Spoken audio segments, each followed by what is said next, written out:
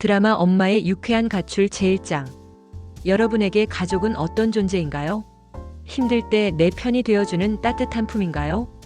68년을 살며 제가 깨달은 현실은 조금 다릅니다. 어떤 가족은 세상에서 가장 가까운 타인이기도 하더군요. 안녕하세요. 저는 인천에 사는 김순옥입니다. 남편 일찍 보내고 시장통에서 생선 비린내 맡아가며 아들 하나 번듯하게 키워낸 게 제 인생의 유일한 자랑이었죠. 지금은 그 아들 내외와 제 명의의 아파트에서 함께 살고 있습니다. 남들은 복 많은 할머니라고들 해요. 하지만 이 집 안을 들여다보면 그곳엔 3명의 주인과 1명의 무급식모가 살고 있을 뿐입니다. 새벽 5시 30분. 제 하루는 어김없이 시작됩니다. 30년 넘게 몸에 박힌 습관이 무섭더군요. 어스름한 부엌에 홀로 서서 식구들의 아침을 준비합니다. 아들 민준이가 좋아하는 소고기 뭇국, 며느리 지영이를 위한 도라지차까지. 식탁 위엔 7첩 반상이 차려집니다. 하지만 정작 그 식탁에 제 자리는 없습니다. 식구들이 깨기 전 저는 개수대 구석에 서서 남은 찬밥을 물에 말아 후루룩 넘깁니다. 혹시나 밥알 씹는 소리에 잠을 깰까봐 김치 한 조각도 조심스럽게 베어 물죠. 내 돈으로 산 내 집인데 왜 저는 도둑고양이처럼 밥을 먹어야 할까요? 사건은 사소한 빨래에서 시작됐습니다. 식구들 빨래를 걷어개고 있는데 며느리 지영이가 달려오더군요. 아, 어머니. 제가 말씀드렸잖아요. 어머니 옷이랑 저희 옷이랑 섞지 말아달라고요. 섞지 말라니. 그게 무슨 소리냐고 묻고 싶었지만 며느리의 눈빛은 차가웠습니다. 기분 나쁘게 듣지 마시고요. 어머니 옷에서 그 특유의 냄새 있잖아요. 애들 옷에 배면 곤란하니까요.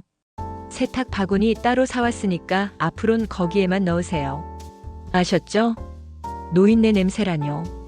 매일 집안을 닦고 손녀들 옷까지 삶아 빠는 나에게 제 몸에선 땀 냄새와 파스 냄새뿐인데 그게 그렇게 역겨웠던 걸까요?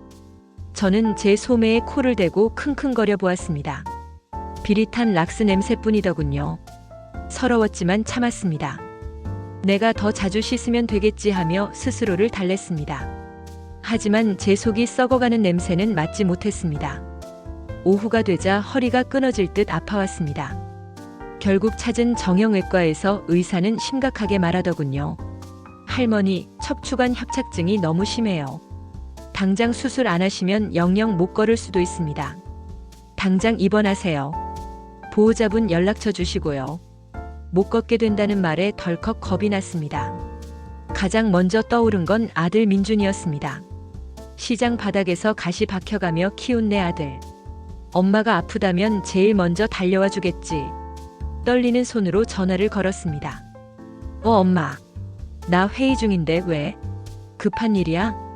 민준아 허리가 너무 안 좋아서 병원 왔는데 당장 수술해야 한단다. 입원하라는데 어쩌면 좋겠냐? 수화기 넘어 정적이 흘렀습니다.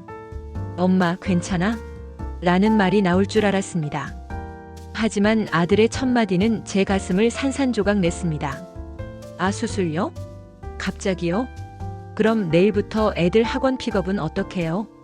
지영이도 이번 주 프로젝트 때문에 바쁜데. 진짜 상황 보고 다시 전화할게요. 아들에게 저는 엄마가 아니었습니다. 고장나면 곤란한 가전제품이었죠. 엄마가 얼마나 아픈지는 안중에도 없었습니다. 병원을 나와 집으로 돌아오는 길 절뚝거리는 다리보다 가슴이 더 미어져 제대로 걸을 수가 없었습니다. 택시비가 아까워 지하철 계단을 기어오르다시피 했습니다. 집에 들어서자마자 보이는 건 산더미 같은 설거지와 어지러운 거실이었습니다. 텅 빈 집.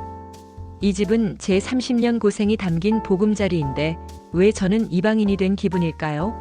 소파 구석 자리에 주저앉았을 때 현관에 놓인 며느리의 분리된 빨래 바구니가 보였습니다. 저와 그들 사이에 그어진 절대 넘을 수 없는 선 같았죠. 억울함에 눈물이 터져 나왔습니다. 나는 이 집에서 가족이 아니었구나. 죽을 때까지 부려먹히다 버려지는 소모품이었구나. 그날 밤 저는 수술 날짜를 잡으며 결심했습니다. 더 이상 민준 엄마로 살지 않겠다고요. 저는 내일 혼자 수술실로 들어갑니다. 그리고 마취에서 깨어나는 순간 예전의 김순옥은 없을 겁니다. 자식의 사랑 따위 기대하지 않습니다.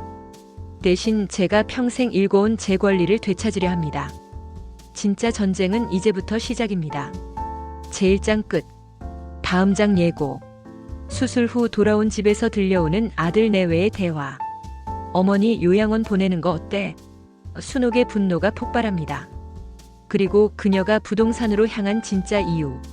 다음 장에서 공개됩니다.